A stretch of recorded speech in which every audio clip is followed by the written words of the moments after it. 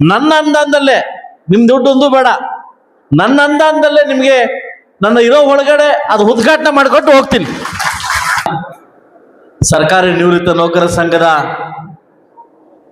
ಸಮಾವೇಶಕ್ಕೆ ಆಗಮಿಸಿರ್ತಕ್ಕಂಥ ನಮ್ಮ ರಾಜ್ಯ ಅಧ್ಯಕ್ಷರಾಗಿರ್ತಕ್ಕಂಥ ಭೈರಪ್ಪಣ್ಣವರೇ ಹಾಗೂ ನಮ್ಮ ತಾಲೂಕು ಅಧ್ಯಕ್ಷರಾಗಿರ್ತಕ್ಕಂಥ, ನಿಮ್ಮನ್ನ ರಿಟೈರ್ಡ್ ಅಂತ ನಂಬದೇ ಇಲ್ಲ, ರಿಟೈರ್ಡ್ ನಂಬಕ್ಕೆ ಆಗಲ್ಲ. ಅವ್ರು ರಿಟೈರ್ಡ್ ತರ ಹುಡುಗನ ತರ ಕಾಣಿಸ್ತಾವ್ರೆ. ನನ್ನ 44, ನಿಮ್ಗೆ 45 ವರ್ಷ ಹಂಗೆ ಕಾಣಿಸ್ತಾ ಇದೆ. ನಮ್ಮ ಜನಾರ್ದನವರೇ ಹಾಗೂ ನಮ್ಮ SV ಆಂಜಪ್ಪಣ್ಣವರೇ, ರಂಗೇಗೌಡ್ರೆ, ನಮ್ಮ MS ಆನಂದಪ್ಪಣ್ಣವರೇ, ಮುನಿಯಪ್ಪಣ್ಣವರೇ ಹಾಗೂ N ಗೋವಿಂದಪ್ಪಣ್ಣವರೇ, ಜಯರಾಮ್ ರೆಡ್ಡಿ ಸರ್ ಅವರೇ, ನಂಜುಂಡಪ್ಪ ಅವರೇ ಹಾಗೂ ವಿಶೇಷವಾಗಿ ನಿವೃತ್ತ ನೌಕರ ಅಂದ್ರೆ ಇಲ್ಲಿ ಕೂತಿರ್ತಕ್ಕಂಥ ನನ್ನ ತಂದೆ ತಾಯಿ ಸಮಾನರು. ಆ ವಯಸ್ಸಲ್ಲಿ ನೀವು ಕೂತಿದ್ದೀರಿ. ಈ ಸಮಾವೇಶಕ್ಕೆ ನಿಮ್ಮ ತಂಡ ಬಂದು ಕರೆದಾಗ, ಇಲ್ಲ ಈ ಸಮಾವೇಶಕ್ಕೆ ನಾನು ಬರ್ತೀನಿ, ನಿಮ್ಮ ಮಾರ್ಗದರ್ಶನ, ನಿಮ್ಮ ಆಶೀರ್ವಾದ ನನ್ಗೆ ಬೇಕಾಗುತ್ತೆ. ಬಹುಶಃ ಇವತ್ತು ಈ ಸಮಾವೇಶಕ್ಕೆ ಒಂದು ಹಬ್ಬದ ವಾತಾವರಣ ಇರಲಿ, ಹಬ್ಬದ ಔತಣ ಕೂಟವನ್ನ ಅರೇಂಜ್ ಮಾಡ್ತೀನಿ ನಾನು, ಇದ್ಯಾರು ಬರೆಸ್ಬೇಡಿ. ಇವತ್ತು ಬರ್ತಕ್ಕಂಥ ನನ್ನೆಲ್ಲ ನಿವೃತ್ತ ನೌಕರರ ಸಂಘದ ನನ್ನ ತಂದೆ ತಾಯಿಗಳಿಗೆ ಊಟ ಬಡಿಸುವಂತಕ್ಕಂಥ ಒಂದು ಏನು ಸಂದರ್ಭ ನಂಗೆ ಸಿಗಲಿ ಅಂತ ಕೇಳ್ಕೊಂಡಾಗ ನನಗೆ ಮನಸ್ಫೂರ್ತಿಯಾಗಿ ಒಪ್ಕೊಂಡೆ. ಜೀವನದಲ್ಲಿ ನಾವು ಎಲ್ಲೆಲ್ಲಿ ಹೇಗಾಗೋ ಏನನ್ನ ಎಲ್ಲೆಲ್ಲ ಕಳ್ಕೊಂತೀವಿ.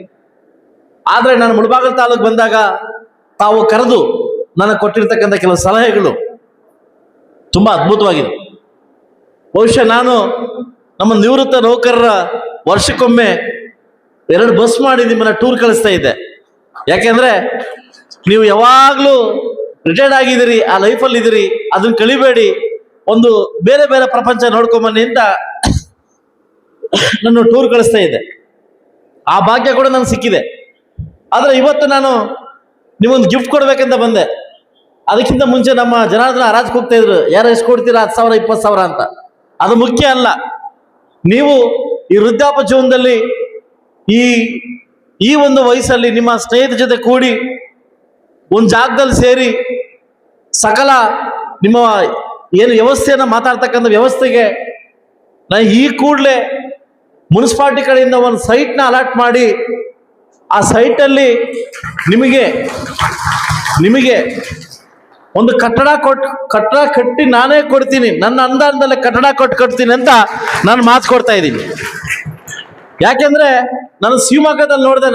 ನೀವು ಹಲವಾರು ಬಾರಿ ನಿಮ್ಮ ಹತ್ರ ಹೇಳಿದೆ. ಶಿವಮೊಗ್ಗದಲ್ಲಿ ಒಂದು ಸಮಾವೇಶಕ್ಕೆ ಹೋದಾಗ ಬಹುಶಃ ಒಂದು ದೊಡ್ಡ ಕ್ಲಬ್ ಕಟ್ಟಿದ್ರು. ಯಾರ್ದು ಕ್ಲಬ್ ಅಂತ ಕೇಳಿದೆ, ರಿಟೈರ್ಡ್ ನೌಕರದು ಅಂತಂದ್ರು. ಬಹುಶಃ ಆ ಕನಸು ಅವತ್ತು ಹುಟ್ಟು ನನಗೆ. ದಯವಿಟ್ಟು ಇದನ್ನ ನಾನು ಮುಳಬಾಗಿಲಲ್ಲಿ ಮಾಡಬೇಕು. ನನ್ನ ನಿವೃತ್ತ ನೌಕರರು ಕೂತ್ಕೊಳ್ಳೋಕೆ ಒಂದು ಜಾಗ ಬೇಕು, ಅವರು ಇನ್ನು ತಪ್ಪಲಿಕೊಂಬೇಡಿ, ಅವರು ಅರಟೆ ಹೊಡ್ಲಿಕ್ಕೆ ಒಂದು ಜಾಗ ಬೇಕು ಅಂತ ನಾನು ಡಿಸೈಡ್ ಆದೆ. ಯಾಕೆ ಹೇಳಿ, ನೀವು ಕೂತ್ಕೊಂಡು ಮಾತುಗಳು ಹೇಳ್ತಕ್ಕಂಥ ಜಾಗ ಬೇಕು. ಸೊ ಅದಕ್ಕೋಸ್ಕರ ಈ ಕೂಡಲೇ ಮುನ್ಸಿಪಾಲಿಟಿ ಸುತ್ತಮುತ್ತ ಲೇಔಟ್ CS ಸೆಟ್ ನ ತಗೊಂಡು, ಆ CS ಸೆಟ್ ಅಲ್ಲಿ ನನ್ನ ಅನುದಾನದಲ್ಲೇ, ನಿಮ್ ದುಡ್ಡು ಒಂದು ಬೇಡ, ನನ್ನ ಅನುದಾನದಲ್ಲೇ ನಿಮ್ಗೆ ನನ್ನ ಇರೋ ಒಳಗಡೆ ಅದು ಉದ್ಘಾಟನೆ ಮಾಡಿಕೊಟ್ಟು ಹೋಗ್ತೀನಿ. ನಾನು ಇವತ್ತು ಮಾತು ಕೊಡ್ತಾ ಇದ್ದೀನಿ. ಒಂದಂತೂ ನಿಜ, ನನ್ನ ತಂದೆ ತಾಯಿ ಕಲ್ಸಿರ್ತಕ್ಕಂಥ ವಿದ್ಯೆಯಲ್ಲಿ ಇನ್ನೊಬ್ಬರಿಗೆ ಮೋಸ ಮಾಡೋಂತ ಕಲ್ಸಿಲ್ಲ, ಇನ್ನೊಬ್ಬರಿಗೆ ಮೋಸ ಮಾಡೋಂತ ನನ್ನ ತಂದೆ ತಾಯಿ ಕಲ್ಸಿಲ್ಲ. ಒಂದ್ ಕಡೆ ಇದ್ದು ಇನ್ನೊಂದು ಕಡೆ ದ್ರೋಹ ಮಾಡೋಂತ ಯಾವತ್ತು ಕಲ್ಸಿಲ್ಲ. ಈ 2 ವಿದ್ಯೆಗಳಿಂದ ಬಹುಶಃ ನಾನು 40 ವರ್ಷಕ್ಕೆ ನಾನು MLA ಆಗಿದ್ದೀನಿ. 34 ವರ್ಷಕ್ಕೆ MLA ಆಗಕ್ ಬಂದೆ ನಾನು 18ನಲ್ಲಿ. ಸದ್ಯ ನಾನು ಸೋತೆ.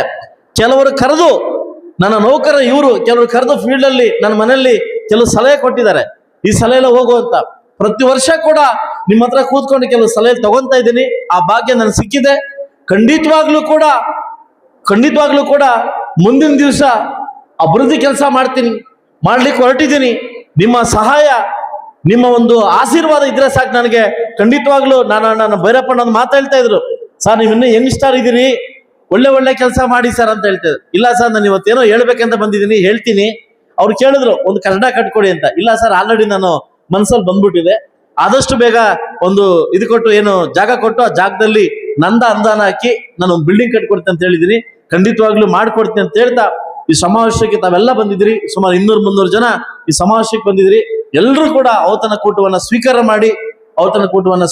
ಮಾಡಿ ಇಲ್ಲಿಂದ ತಾವು ಸಂತೋಷದಿಂದ ಹೋಗ್ಬೇಕಂತ ಹೇಳ್ತಾ, ನನಗೆ ಈ ಸಂದರ್ಭದಲ್ಲಿ ಅವಕಾಶ ಕೊಟ್ಟಿರ್ತಕ್ಕಂಥ ಎಲ್ಲ ನನ್ನ ನೌಕರಸ ತಂದೆ ತಾಯಿಗಳಿಗೆ ಒಂದ್ಸುತ್ತಾ ಈ ಕಾರ್ಯಕ್ರಮಕ್ಕೆ ಬರಮಾಡ್ಕೊಂಡು 4 ಮಾತಾಡಲಿಕ್ಕೆ ಅವಕಾಶ ಮಾಡಿಕೊಟ್ಟಿರ್ತಕ್ಕಂಥ ನಮ್ಮ ಅಧ್ಯಕ್ಷರಾಗಿರ್ತಕ್ಕಂಥ ಜನಾರ್ದನ್ ಮತ್ತು ಅವ್ರ ತಂಡಕ್ಕೆ ನನ್ನ ಶಿರವಾಗಿ ನಮಸ್ಕರಿಸುವುದು ನನ್ನ ಮಾತು ಮುಗಿಸಿ ಒಳ್ಳೆಯದಾಗಲಿ.